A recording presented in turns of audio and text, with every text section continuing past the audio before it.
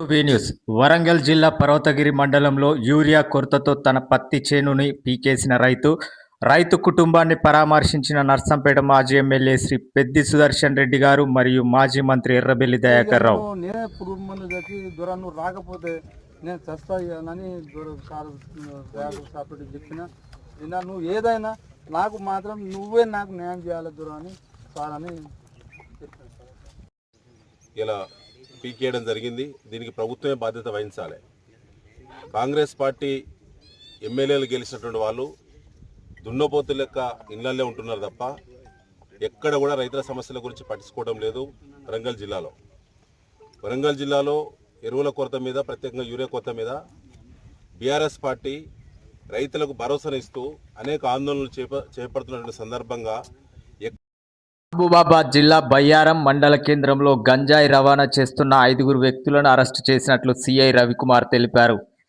మహబూబాబాద్ జిల్లా డోర్నకల్ సిఐగా చంద్రమౌళి బాధ్యతల స్వీకరణ. తెలంగాణ గురుకులాల నూతన సెక్రటరీగా కృష్ణ ఆదిత్య ఐఏఎస్ నియామకం.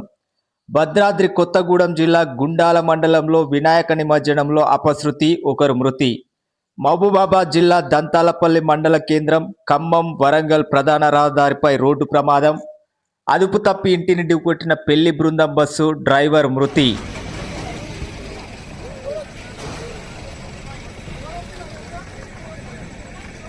దేశ రాజధాని ఢిల్లీలో గుడిలో ప్రసాదం ఇవ్వలేదని పూజారిని కొట్టి చంపిన వ్యక్తులు. వరంగల్ జిల్లా ఖానాపురం, నెక్కొండ మండలాల్లోని మహాత్మా జ్యోతిబాపులే గురుకుల పాఠశాలలను తనిఖీ చేసిన కలెక్టర్ సత్యశారద.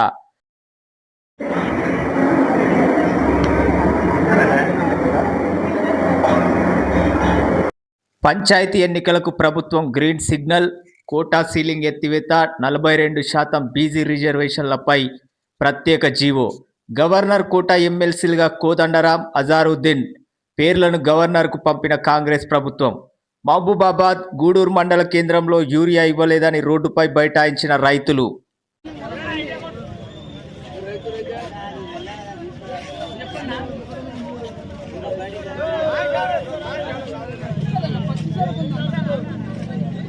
మహబూబాబాద్ జిల్లా గంగారం మండలం మడగూడెం గ్రామంలో పొలం దగ్గర విద్యుత్ షాక్తో సర్పంచ్ బీరబోయిన చెన్నయ్య మృతి.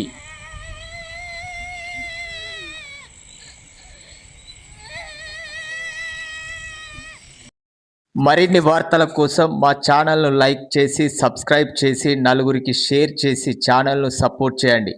అలాగే మా న్యూస్ లోకల్ యాప్ని గూగుల్ ప్లే స్టోర్ నుండి డౌన్లోడ్ చేసుకొని మీ ప్రాంత సమాచారాన్ని న్యూస్ రూపంలో పంపండి. నమస్కారం. News local.